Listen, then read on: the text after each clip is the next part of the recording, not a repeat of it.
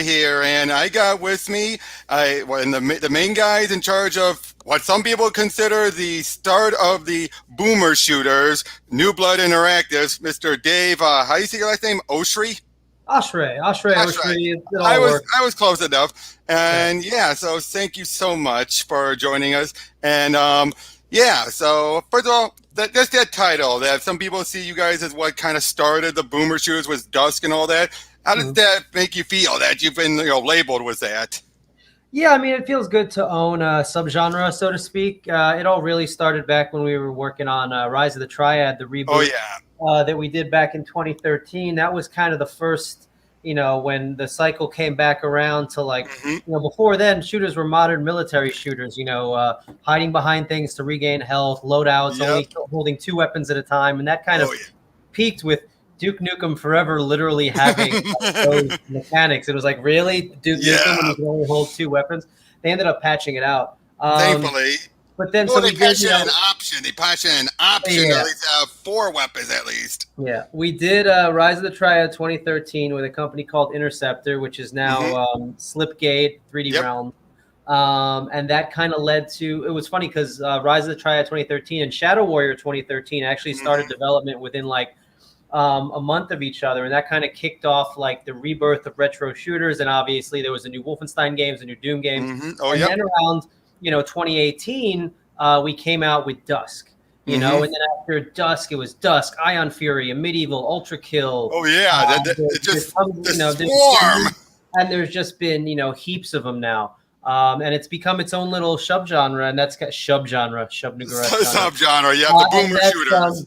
and that's kind of culminated in the event that Realms Deep event that 3D Realms now does, where it's just Hmm. like a celebration of there was over 150 games in it this year, and they're mostly retro FPS. Yeah. Um, so it's good to kind of it feels good to have kind of brought a thing into the world and Hmm. be on top of that thing and kind of be able to curate and tell people about games like that and kind of be a voice for these developers who are making games like that, and everyone's having a Yep. good time doing it. Definitely. And now you've had Dusk, you've had a Medieval, and even though it's still in the early access, Ultra Kill. Yes. You've got Fallen Aces, or some Mhm. like to say Action Doom 3, even though Scuba Steve is not involved. He is. Uh, He's in the oh, game. he He's is? Oh, he is. Scuba. So Scuba, we talked to Steve on Discord and Hmm. stuff. He's a really nice dude. Yep. I asked him if he wanted to be involved, and he goes, I don't really, I'm good, but like if you want to, I said, do you want a cameo? And he said, yeah. So we made him one of the aces. So one of the aces now Ah, is Sea Suit Steven. nice, nice. Well, Yeah. hey, he would put himself in Action Doom as a bad guy you would take out, so kind of Yeah, he fitting. shows up. I played it on stream the other day because he just released the reloaded Oh, version. yep. And I play. He pops out of the fountain. Yep. Scuba Steve. Yeah. But Yeah. you have that. You have Gloomwood and Face. Face is the only one that's not a shooter or anything. It's an adventure game. Yeah. Where did that? How did that come about? Getting that one So this was around, I guess, 2018, 2019. thereabouts. The indie horror thing has kind of really been taking off with those like PS1 demo discs and stuff like Hmm. that. And one of the really popular games from that scene was Faith. A lot of people know it because all the big YouTubers have played. Everybody knows Mortis is Hmm. like it's a big meme. And it was David was friends with Airdorf, and I this was back when we were more of a publisher. Then Hmm. now we're like a developer publisher. We do our own stuff. We don't really Right. pull outside games in. But I played it and I was like, this is amazing. Do you really would you be interested in for chapter 3 and turning it into a big game and putting it on one big game and putting it on consoles and making it a New Blood Oh thing? yeah. And Airdorf was really into the idea, so we brought him in, and Hmm. we've been working on. And that was one of the first we want to do less shooters, right? If you Right. saw Makes sense. You don't want to get roped into that. yeah, we don't really want to be, pigeonholed or typecast. Plus, like, there's nowhere really for us to go after the stuff that we've done. A Hmm. lot of the games that people, have wanted us to publish, it would just be compared to Dusk or just be compared to a Medieval. And we don't want to do that. We don't want to. We want to be doing new, different things all the time. Even if now we're moving into more immersive stuff like Fallen Aces and Gloomwood, but also we want to do more horror stuff, more visual novel stuff. You know, Ah. we've teased a like a isometric RPG and a car combat game and all kinds of stuff. We want to just kind of branch out and just keep working on the stuff that we want to do. Just Oh yeah, whatever we feel definitely. like. Definitely. So, was Dusk. Now you didn't development. That was David. What's his last? How do you say his David last name? Szymanski. Yeah. Yeah, yeah. And how did you guys meet up? And where did that, everything get started with that? So David, this was back in I guess 2016 or so. Mm-hmm. There was like a Twitter account with Mm-hmm. like three followers, three follows, and he David followed three people. It was like me, Tom Hall, and John Romero, and I was like, wow, Mm-hmm. good company. And Yep. he tweeted at me. He's like, hey, I'm working on a game. You might be interested in it. And it was Dusk, and he had like a little page with some screenshots and stuff, and I was like, looks neat. You know, back in 2016, New Blood wasn't really doing anything yet. I was still working another job. It was kind of like a side hustle for me and my friends. Right. Um, and then I played a demo. He sent me a build. It was just like a one room build, and I was like, Mm-hmm. "This is amazing. We need to work together. I would love to work on this with you." And he didn't believe me. He was like, I don't know. My brother got burned by like some shady Russian Steam publisher. I don't know if I Oof. trust." Yeah. So I sent him like this whole like an email. It was like 3 pages long, explaining why I really liked it. I really believed in him. I really wanted to work with him. I think the game could be really special. And the rest is history. Yep, definitely. And then now Dusk is comparable to Quake, and then a medieval is comparable to Heretic or Hexen. Yeah. Now with a medieval, and now same question. How did that come about? Was it because of Dusk, or was it around the same time? No, so Leon and Simon, we worked with us on Rise of the Triad Ah, yep. back in 2013, and then they continued to work with 3D Realms. They worked on Bombshell and Rad Rogers, and that stuff, and then they left to go work on their own game, which ended up being a medieval. And they got after seeing what we had done with Dusk and stuff. Leon reached out and he's like, "Hey, do you want to publish our game? That's more like a Hexen Heretic type thing." And he showed me a few gifts and stuff with the. I saw the first screenshot I saw with the axe and stuff. I was like, "Holy shit! This is the prettiest game I've ever seen." Oh yeah. The prettiest retro game. And he at first I was like, "Well, it needs work." Right. I was like, the movement and the combat's not really there yet, but I like the idea. I really this has a lot of potential. And yeah, we ended up working together, and now it's got ray tracing and all kinds Yep. of weird, fun stuff. And they're working on an expansion of Black Labyrinth. And they've started work a while ago on their next game. Oh, that's cool. Yeah, can you say anything about it? It's a different genre. It's not a it's got a lot of similar stuff, but it's not the same. It's not a retro FPS. Gotcha. And now, of course, that one other thing that a lot of people say really helped build Dusk in a medieval was doing the early access, but doing it in a way where it's like we'll release the episodes installments, which some people did, but I think you guys are one of the ones that really made that more of a preferable method. I wouldn't maybe not the first, but you popularized it. I think. Would you kind of agree with that? Yeah, so when we first started publishing games, we didn't like early access, right? Because back in like 2016, early access had a really bad reputation. Oh yeah, no kidding. It was like early access games. So we didn't think we needed it, right? We were like, oh, we'll just finish Dusk and put it out. And then with all the hype surrounding Dusk, after we really had to up the ante after each episode. So we were like, originally, people don't remember this. Dusk was just a pre-order, and you got like access to episode 1 and the sorry. No problem. No problem. My washing machine was going off.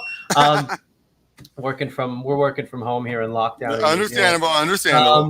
And it was originally you just pre-ordered and you get a pre-order bonus of like episode 1 or the pre-alpha. I don't remember. It was so long ago. It was like 2017. And then we switched. It was actually like a big deal for us. We switched to early access. And we had to message that really carefully because we didn't want people to be mad at us. Like, oh, you guys are early access. This game is going to be stuck in Dusk is going to be stuck in early access hell forever. We're like, no, we're going to release it, each episode we're going to update. So we did episode 1 and then episode 2 and then episode 3 took a whole nother year. Oh, yeah. I remember.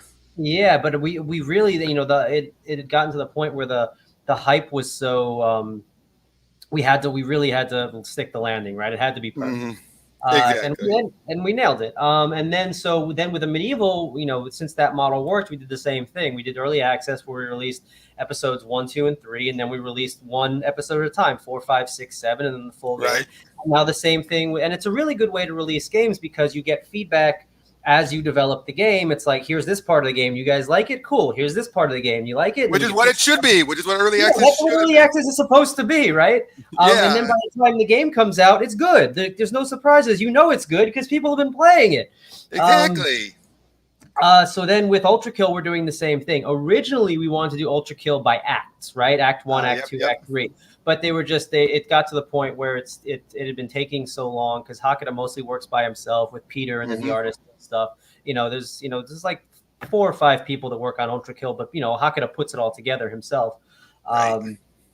And we originally wanted to do acts, but it was taking so long. We said, fuck it, we'll just start release because people got so hungry for Ultra Kill content because the game's so popular that we decided we're going to release layers. It's based on Dante's Inferno, so greed, lust, wrath. Oh yeah, that's clever. That's very clever.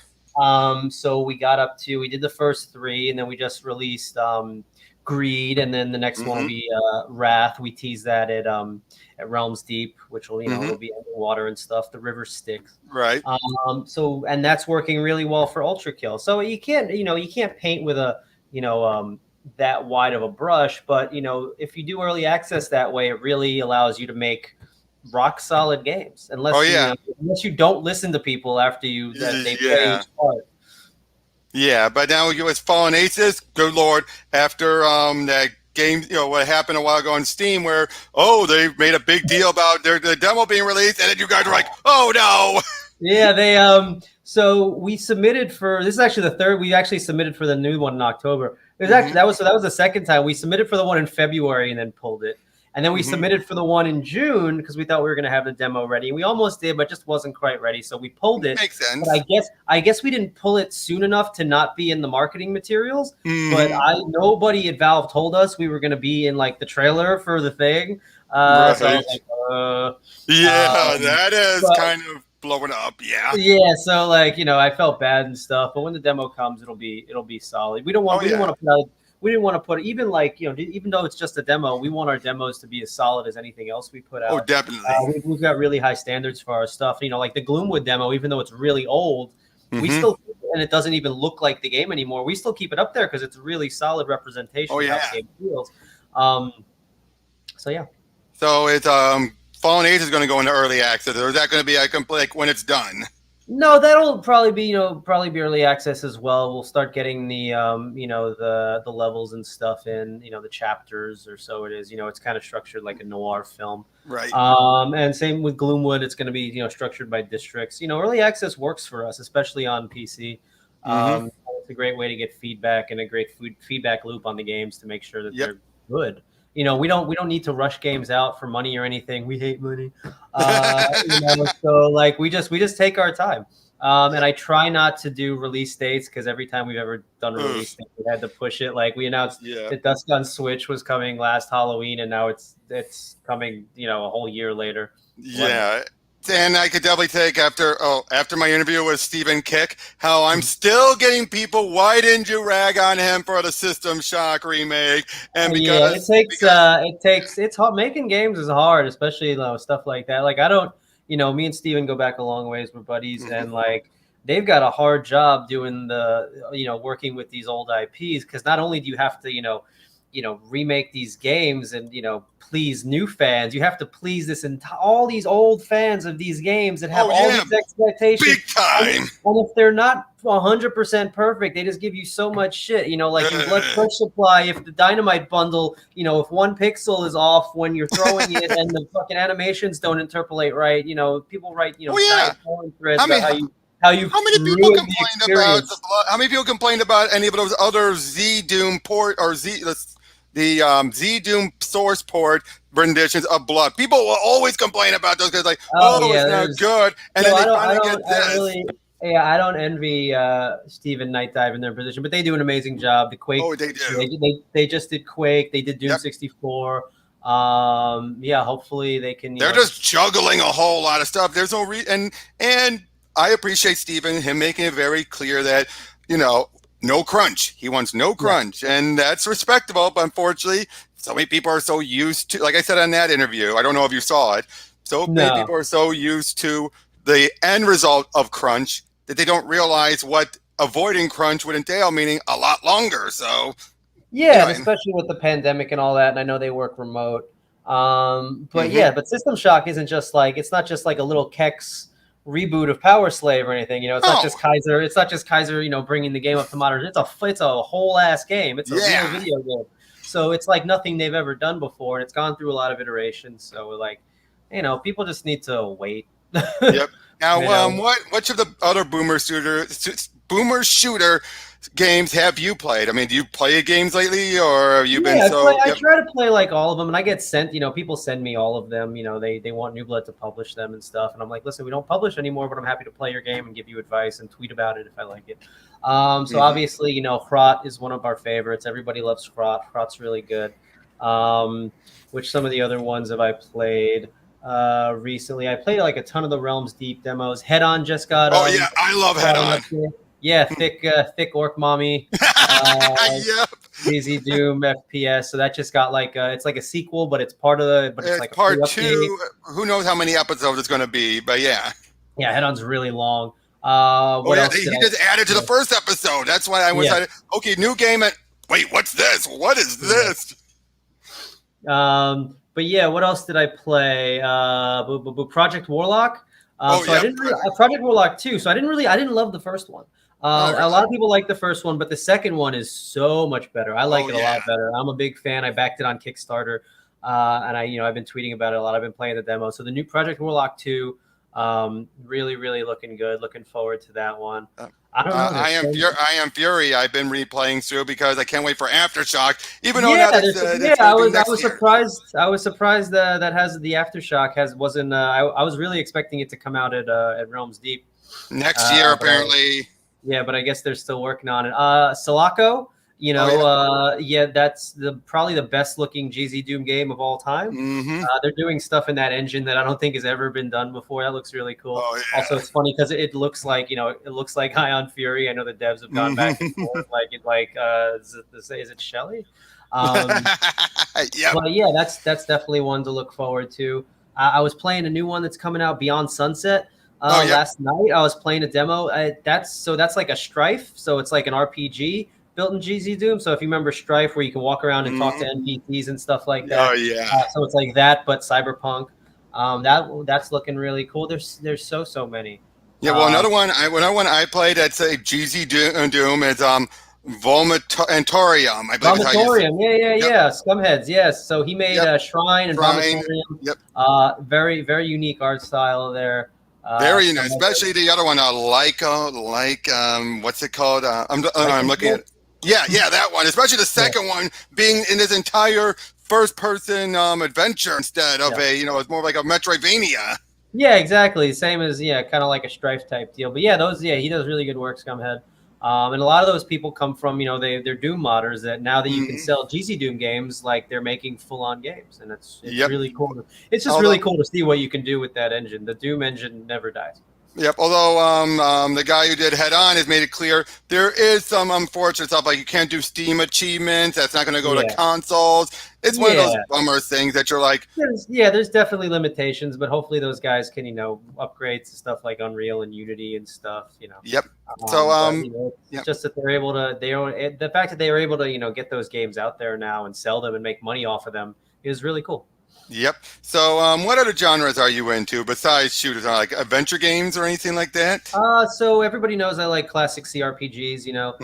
Big fan of the old Fallout games, Baldur's Gate, Icewind Dale, stuff like that. Planescape Torment. That's probably actually my preferred genre. Stuff like Pillars of Eternity, Divinity. I think I probably actually like that better than retro shooters, which is why we're making one, right? I've teased cool.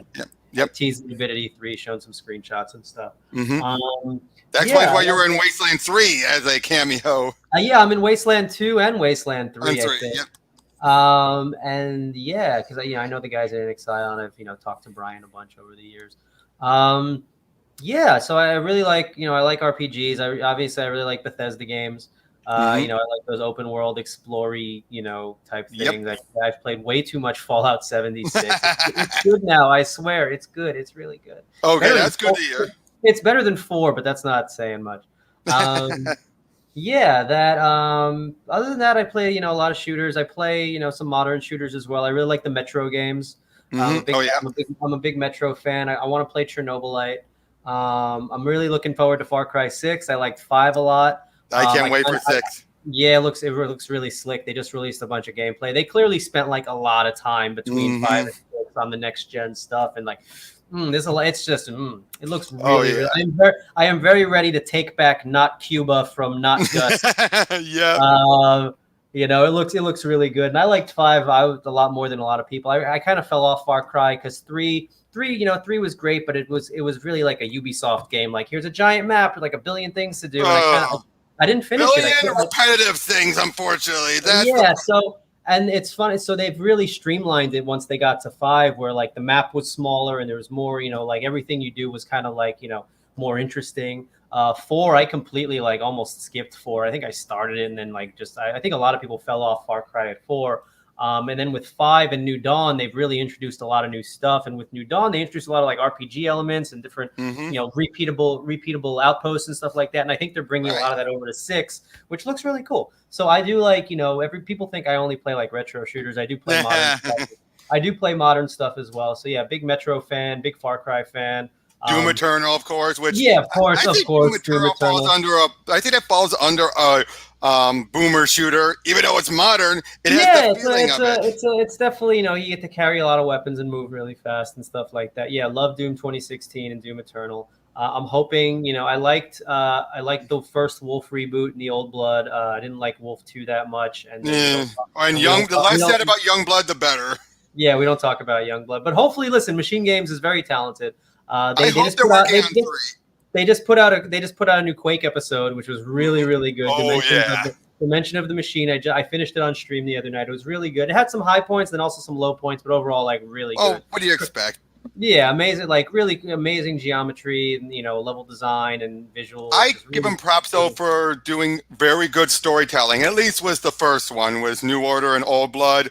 Yeah. 2 was all right, but I want him to do 3 and just wrap it up. But yeah, I hopefully listen. That's the thing, right? They've got the chance to like redeem themselves and, you know, kind of bring the whole Blazkowicz family story full circle or whatever the hell they're gonna do. And you know, hopefully it's higher, light, you know, heavier on the gameplay, lighter on the cinematic nonsense. Oh yeah, because New Order had a good balance.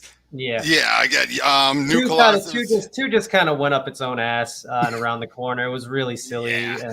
But I will also say this though. But here's the big question: are they still working on it, or are they now just focusing on Indiana Jones? Yeah, that's a good question. I mean, well, they've got a whole part of the office that works on Quake maps. So I don't know how big Machine Games is. I know they're working on the Indiana Jones game, which will probably be more of like an adventure game type thing. I'm a huge Indiana Jones fan. You know, I grew up on those movies. Of course. It's a shame they only ever made 3. Because that 5th one I'm not sure about. Yeah, and we don't talk about rumors, especially the rumor. Yeah, and we don't talk about the, you know, Kingdom of the Crystal. Some things I liked about 4. There are some. Yeah, no, actually, it was actually really good until the end, where it's like, okay. Yeah, until the end. But anyway, so like I'm interested to see what they do with that property. I'm interested to see if anybody still cares about Indiana Jones, you know, besides, you know, white guys in their 40s like us. I mean, you know, because me and my dad love Indiana Jones. I don't know if like these TikTok kids have any fucking clue who Indiana Jones is or are gonna buy their games.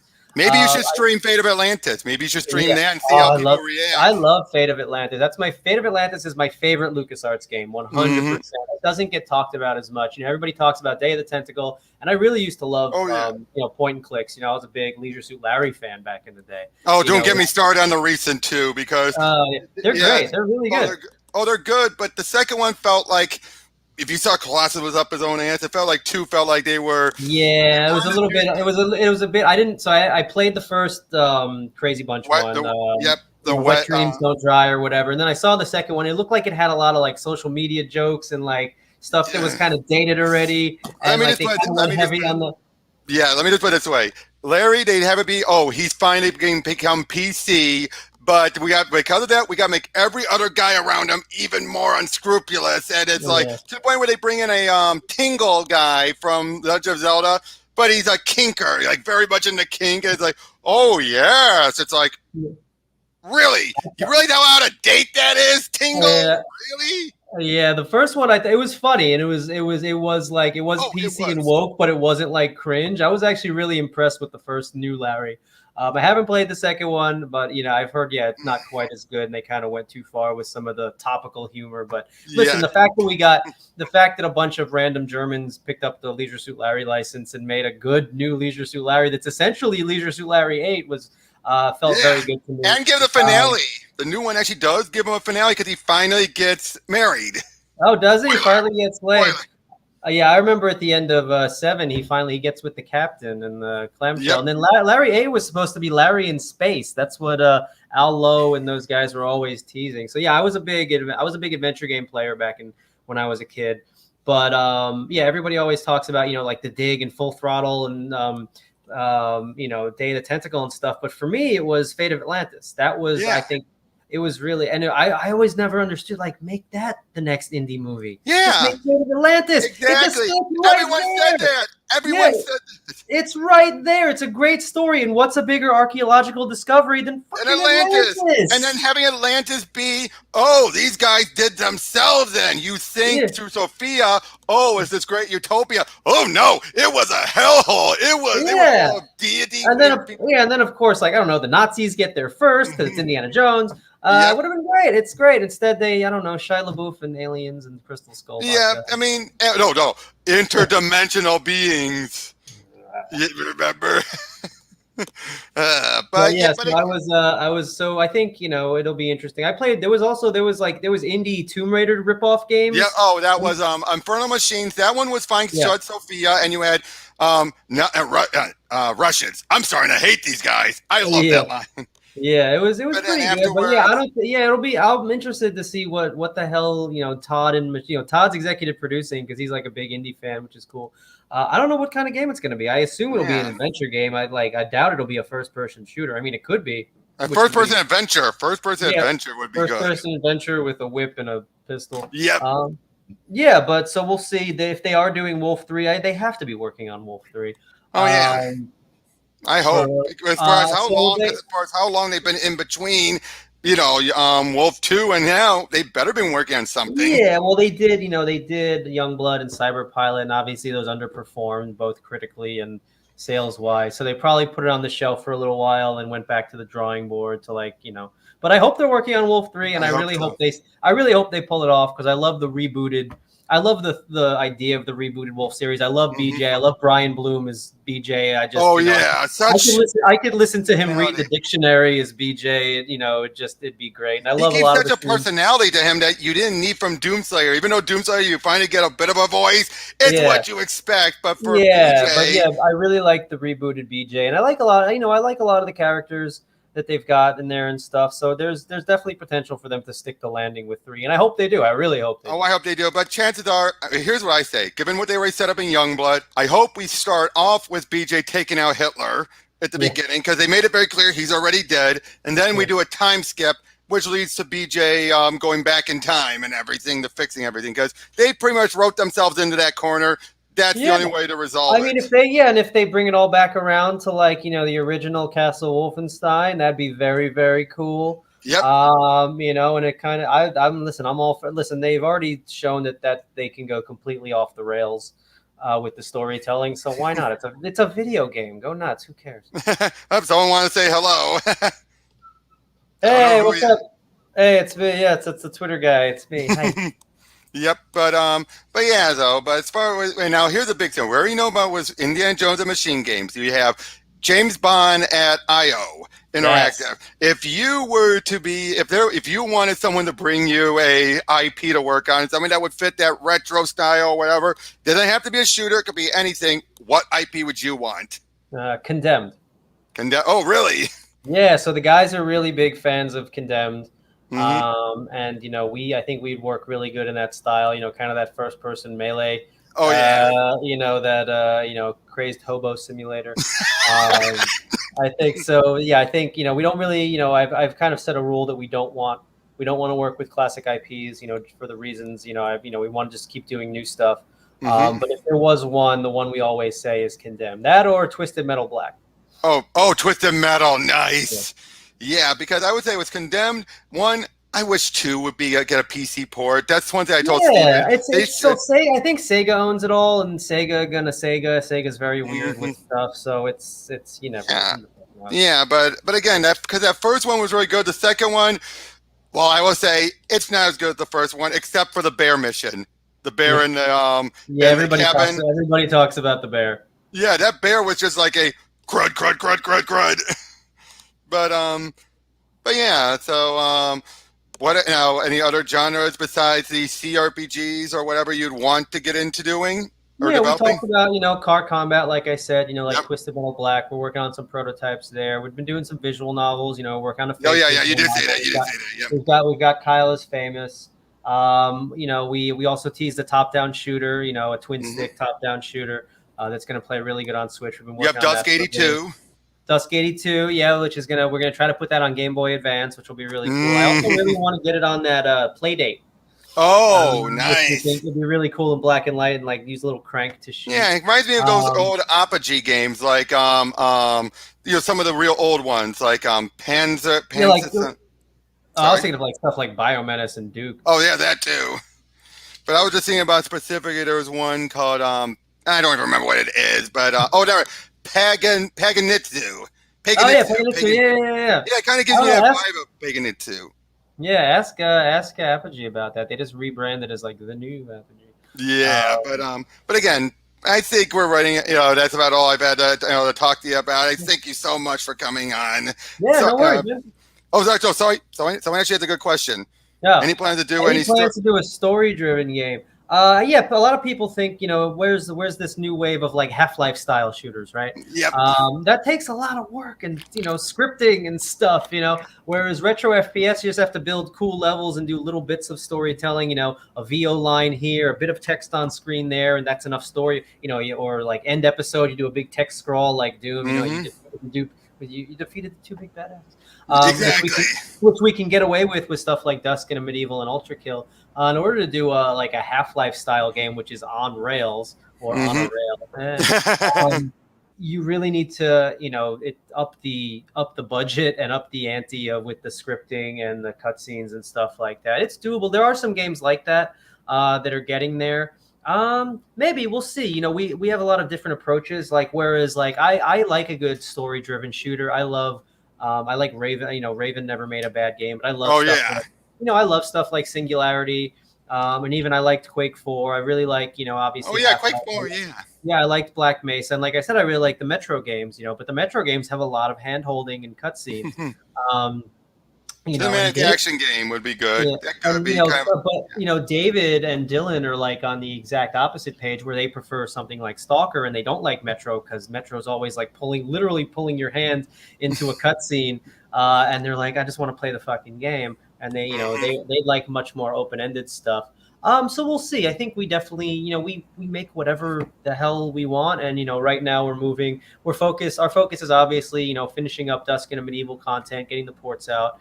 And then the full launch of Ultra Kill, and then Aces and Gloomwood, as well as Mhm. getting Faith done, and the visual novel stuff, and then moving on to these new genres. Seeing if we can the top down shooter, the isometric Fallout style RPG, the Twisted Metal Black type game that we want to do.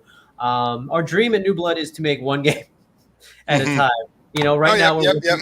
right now we're working on like 7 games at once, so it'd be nice to Mhm. bring everyone together. Each of those teams is like 2 to 3 people.